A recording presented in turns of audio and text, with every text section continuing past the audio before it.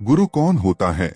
किसी विषय में हमें जिससे ज्ञान रूपी प्रकाश मिले, हमारा अज्ञानांधकार दूर हो, उस विषय में वह हमारा गुरु है।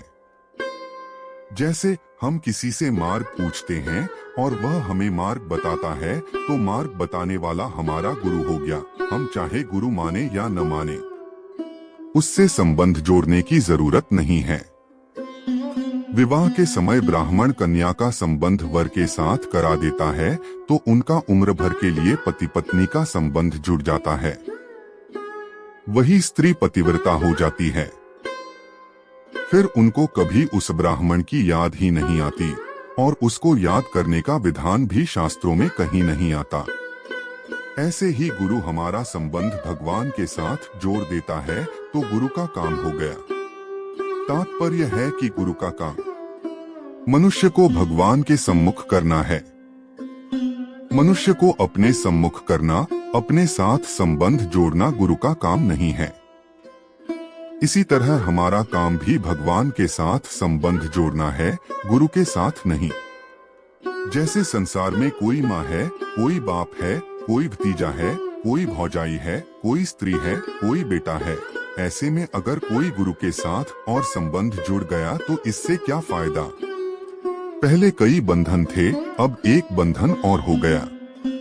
भगवान के साथ तो हमारा संबंध सदा से और स्वतः स्वभाव है, क्योंकि हम भगवान के सनातन अंश हैं। मैवांशो जीवलोके जीवभूतः सनातन। गुरु वह भूले हुए संबंध की याद दिलाता है, कोई नया संबंध शामिल नहीं है। मैं प्रायः यह पूछा करता हूँ कि पहले बेटा होता है कि बाप? इसका उत्तर प्रायः यही मिलता है कि बाप पहले होता है।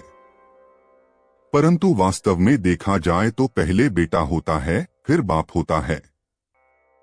कारण कि बेटा पैदा हुए बिना उसका बाप नाम होगा ही नहीं। पहले वह मनुष्य पति है, और जब बेटा जन्मता है तब उसका नाम बाप होता है।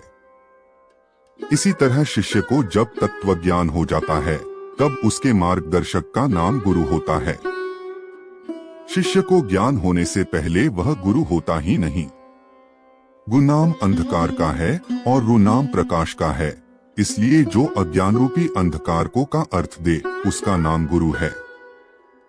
गुरु के विषय में एक दोहा बहुत प्रसिद्ध है। गुरु गोविंद दो खड़े, किनके लागू पाए। बलिहारी गुरुदेव की, गोविंद दियो बताए। गोविंद को बता दिया, सामने लाकर खड़ा कर दिया, तब गुरु की बलिहारी होती है।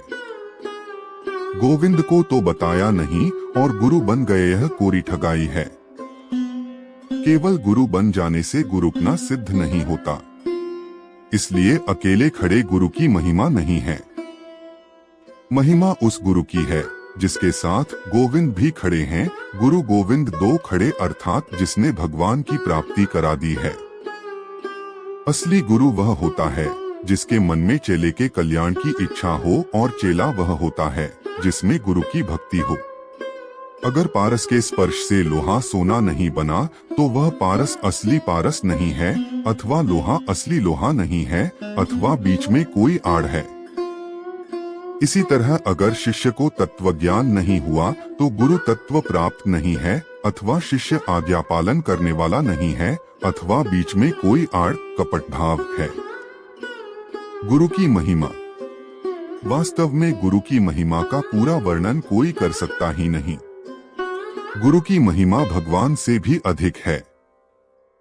इसलिए शास्त्रों में गुरु की बहुत महिमा आई है, परंतु वह महिमा सच्चाई की है, दंभपाखंड की नहीं। आजकल दंभपाखंड बहुत हो गया है और बढ़ता ही जा रहा है। कौन अच्छा है और कौन बुरा, इसका जल्दी पता लगता नहीं। जो बुराई बुराई के रूप में आती है, उसको मिटाना सुगम होता है, परंतु जो बुराई अच्छाई के रूप में आती है, उसको मिटाना बड़ा कठिन होता है। सीता जी के सामने रावण, राजा प्रताप भानु के सामने कपट मुनि और हनुमान जी के सामने कालनेमी आए, तो वे उनको पहचान नहीं सके, उनके फेरे में आ गए, क्योंकि उनका स्वांग साधुओं का था। आजकल भी शिष्यों की अपने गुरु के प्रति जैसी श्रद्धा देखने में आती है, वैसा गुरु स्वयं होता नहीं। इसलिए सेठ जी श्री जदयाल जी गोयंद का कहते थे कि आजकल के गुरुओं में हमारी श्रद्धा नहीं होती, प्रत्युत उनके चेलों में श्रद्धा होती है। कारण कि चेलों में अपने गुरु के प्रति जो श्रद्धा है वह आदरणीय है। शास्त्रों में आई गुरु महिमा ठीक होते हुए भी वर्तमान में प्रचार के योग्य नहीं है। कारण कि आजकल दंभी पाखंडी लोग गुरु महिमा के सहारे अपना स्वार्थ सिद्ध करते हैं। इसमें कलियुग भी सहायक है, क्योंकि कलियुग अधर्म का मित्र है, कलिना धर्म मित्रे। वास्तव में गुरु महिमा प्रचार करने के लिए नहीं है, प्रत्युत धारण करने के लिए है। कोई गुरु खुद ही गुरु महिमा की बातें कहता है, गुरु महिमा की पुस्तकों का प्रचार करता है, तो इससे सिद्ध होता है कि उसके मन में गुरु बनने की इच्छा है। जिसके भीतर गुरु बनने की इच्छा होती है उससे दूसरों का भला नहीं हो सकता। इसलिए मैं गुरु का निषेध नहीं करता हूँ, प्रत्युत पाखंड का निषेध करता हूँ। गुरु का निषेध तो कोई कर सकता ही नहीं। गुरु की महिमा वास्तव में शिष्य की दृष्टि है, गुरु की दृष्टि नहीं।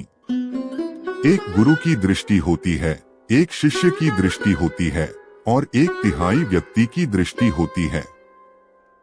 गुरु की दृष्टि यह होती है कि मैंने कुछ नहीं किया, प्रत्युत जो स्वतः स्वाभाविक वास्तविक तत्व है उसकी तरफ शिष्य की दृष्टि करा दी।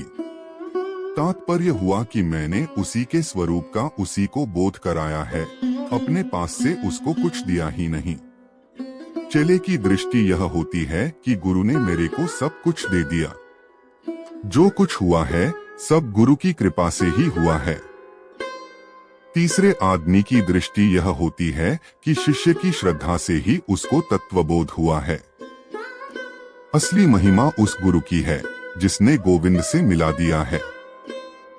जो गोविंद से तो मिलाता नहीं, पूरी बातें ही करता है, वह गुरु नहीं होता।